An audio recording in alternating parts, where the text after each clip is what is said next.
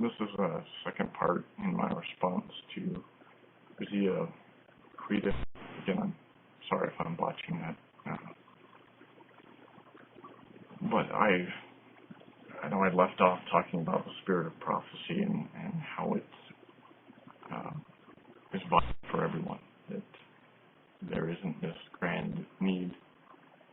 Certainly literacy and learning is important, but I think it's just wise to point out, especially to anybody who studies Christianity. Now I realize he doesn't in the New Testament and thus isn't a Christian, but anybody who studies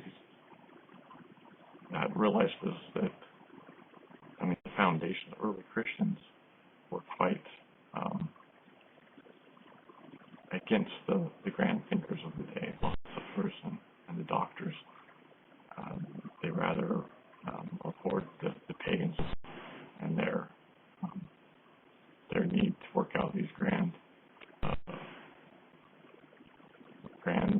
superstructures of thought upon what was and wasn't true. They knew that the truth was to be had through revelation. I just want to touch again on his points regarding the Book of Mormon, because something else came to my mind. He mentions that it's a book of Apocrypha. I would like to have him, you can come across many parts of the Scripture that vary in degrees of the interest they provide the reader. I don't imagine the genealogies of the Old Testament things that many people get really excited over. But this assertion that it's not even the Apocrypha, and again the referencing of Samuel Clemens, that it's chloroform in print.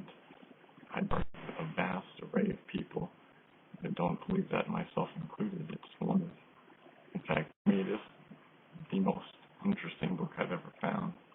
You look at the ties to present events. It's amazing.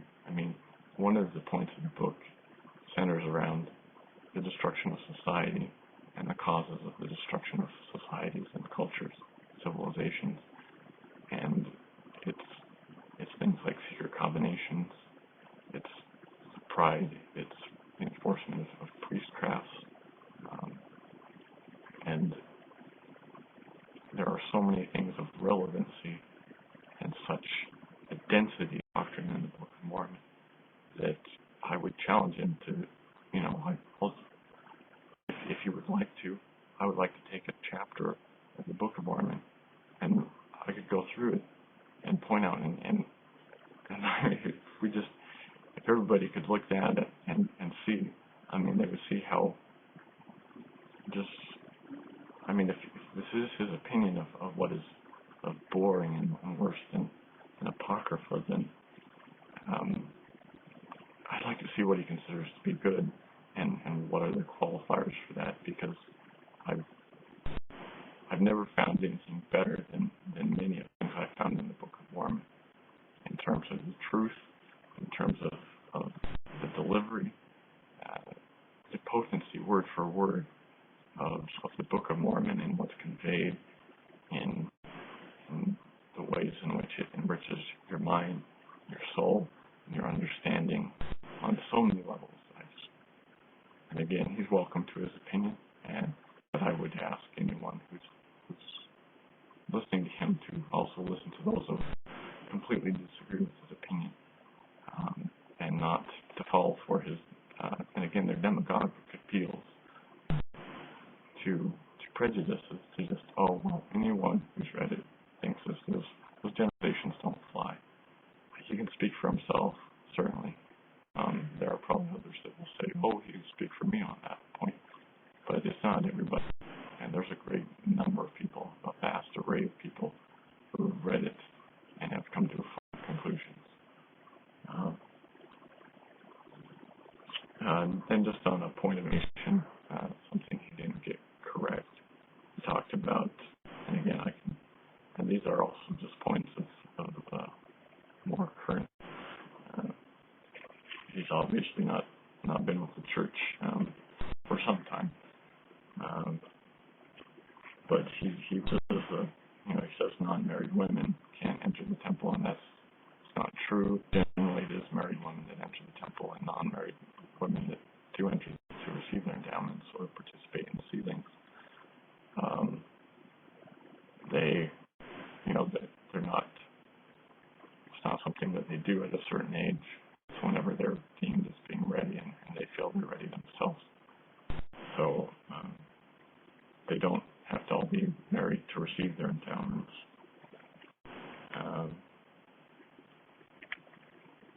Let's see what else.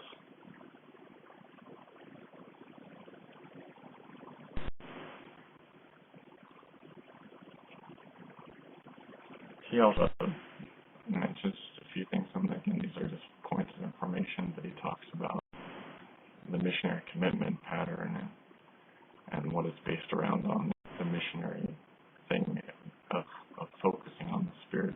And I've gone over a bit of this in talking about the access that everybody has to the truth. And he talks too about the appeal of that. But I say it goes beyond that. It is common sense. I mean, if you are going to have a just God and a God who is not a respecter of persons, he's going to make it true to the promises. And again, I know he doesn't say believe in the New Testament, but it says in the New Testament that seeking you shall find, knocking is open unto you. I can't have a God that would be just if that was not available. He also gets on to the point of talking about contention and how in the Book of Mormon about contention being of the devil. And I pointed this out in some of the commentary and the text we've had back and forth. I think it is important contention is of the devil. That but that other things are of the devil also. Death came into the world because of the devil. Simply because it died doesn't mean he's of the devil. Simply because Christ contends and has us contend for the, as he talks about in the book of Jude, where it says that we are to contend for the faith because we're supposed to contend for the faith. It does not mean that we give into this contention. It simply means, just as, in war, we're not supposed to start wars willy-nilly. In fact, wars is supposed to be a last resort. Either God tells you through his prophet on earth to go to war, or you go to war because your family and your wife are threatened, or your life or liberty is threatened. You don't. But it's things, and I just feel you're getting a lot of things out of context. I feel he's well-meaning in a lot of points, but there is some degree of enmity that seems to exist for whatever reason that comes across, especially in some of his portions of his relation. Although there are certainly degrees in his relation that betray some